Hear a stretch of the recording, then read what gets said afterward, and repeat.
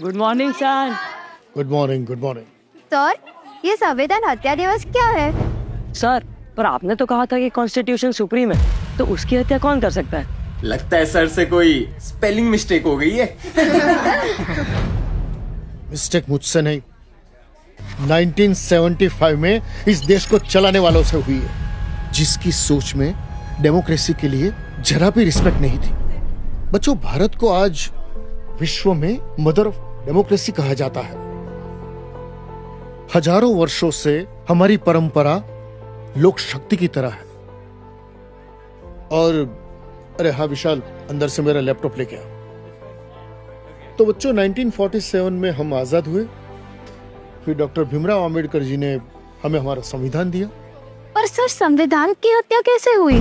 तुम्हें बहुत जल्दी है, रुको जरा, सब्र करो।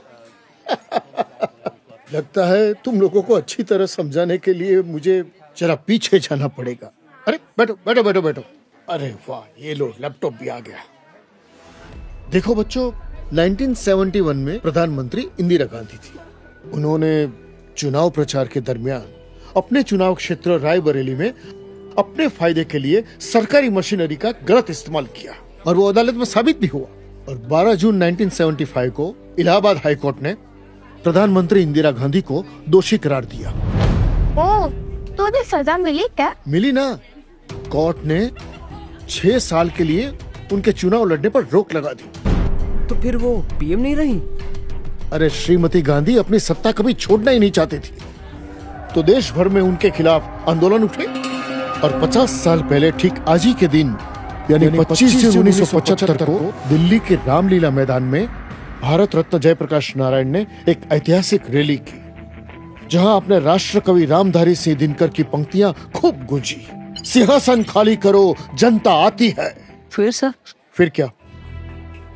जब सत्ता के टॉप पर बैठा हुआ कोई भी अपने आप को सिस्टम से भी ऊपर समझता, संविधान का कभी सम्मान न करता हो, उसका क्या हो सकता है? उसी दिन इंदिरा गांधी ने अपनी सत्ता बचाने के लिए एक खतरनाक कदम उठाया, जिसने पवित्र संविधान के मूल्यों की हत्या कर दी। संविधान के आर्टिकल 352 का दुरुपयोग करके देश में आपातकाल लगा दिया। भाइयों और बहनों, राष्ट्रपति जी ने आपातकाल की घोषणा की है। 25 जून 1975 की रात से ही देश में लागू हो गई इमरजेंसी।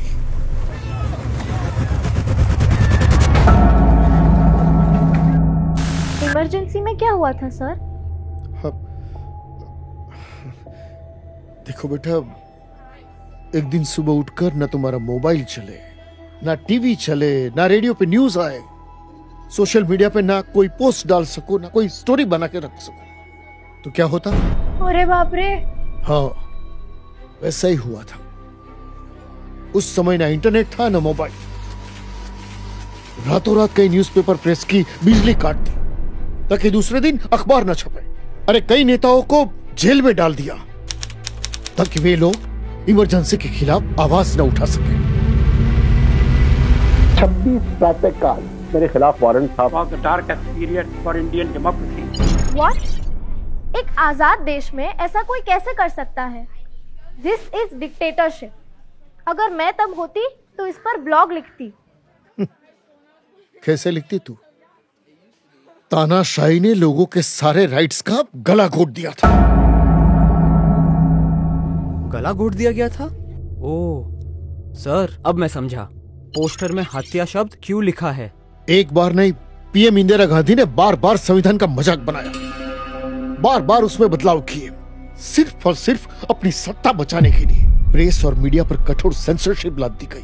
पुरुषों की जबरन नसबंदी तक उस दौर में हुई। यहाँ तक कि सरकारी अधिकारियों को नसबंदी के टारगेट्स दिए जाते थे, और जो पूरा न कर सके ना, उसको कीमत चुकानी पड़ती थी। यकीन नहीं होता हमारे देश को इतने बुरे दौर से गुजरना पड़ा। ये तो सच में डार्केस्ट पीरियड था सर। इतना ही नहीं, इंदिरा गांधी सरकार ने बड़े स्तर पर डिमोलिशन अभियान चलाया। दिल्ली के तुर्कमान गेट और कई दूसरे क्षेत्रों में न जाने कितने घर गिरा, जिससे दंगे भड़के, कई लोगों की जान गई। सर, आपने भी देखा था क्या ये बुरा समय? हाँ बेटा, मैंने ही नहीं, आज के प्रधानमंत्री नरेंद्र मोदी जैसे हजारों लाखों युवा ने देश भर में आपातकाल का पुरजोर विरोध किया। देश भर में लगातार प्रोटेस्ट हुए। लोग आर्टिकल्स लिखते थे, छिपकर छापते थे, कार्टून्स बनाते थे, पर्चियां बांटते थे, और जो लोग जेल में बंद थे ना, उनके परिवार को मदद भी करते थे। सर, इस टॉर्चर का आखिर एंड कब हुआ? बेटा, 1-2 नहीं, पूरे 21 महीने देश ने ये कालाकाल झेला। और फाइनली जनवरी 1977 में जब लोकसभा के चुनाव हुए तो एज एक्सपेक्टेड जनता ने अपना फैसला सुनाया। इंदिरा गांधी अपने गढ़ रायबरेली से बुरी तरह से हार गई। 21 मार्च 1977 को आपातकाल रद्द हुआ। मोरारजी देसाई प्रधानमंत्री बने। आपातकाल पर जांच बैठी, संविधान के कई सारे बदलाव को अंडू कर दिया। छी, धिक्कार है सर, हमारे देश में इतना कुछ हुआ और हमें पता तक नहीं है। इसलिए तो प्रधानमंत्री नरेंद्र मोदी ने 25 जून को संविधान हत्या दिवस के रूप में घोषित किया है। समझे? तो बच्चों, ये तुम्हारी जिम्मेदारी है कि संविधान के वैल्यूज बने रहे। बच्चों, एक जिम्मेदार नागरिक होने के नाते हम सबका कर्तव्य बनता है कि संविधान के बताए मार्ग पर हम सब चलें और भारत को विकसित देश बनाएं। खूब पढ़ो, खूब आगे बढ़ो। हमारा संविधान हमारे वर्तमान और हमारे भविष्य का मार्गदर्शक है। आज देश में संविधान सर्वोपरि है। आज भारत मदर ऑफ डेमोक्रेसी भी है और लार्जेस्ट डेमोक्रेसी भी। जय हिंद।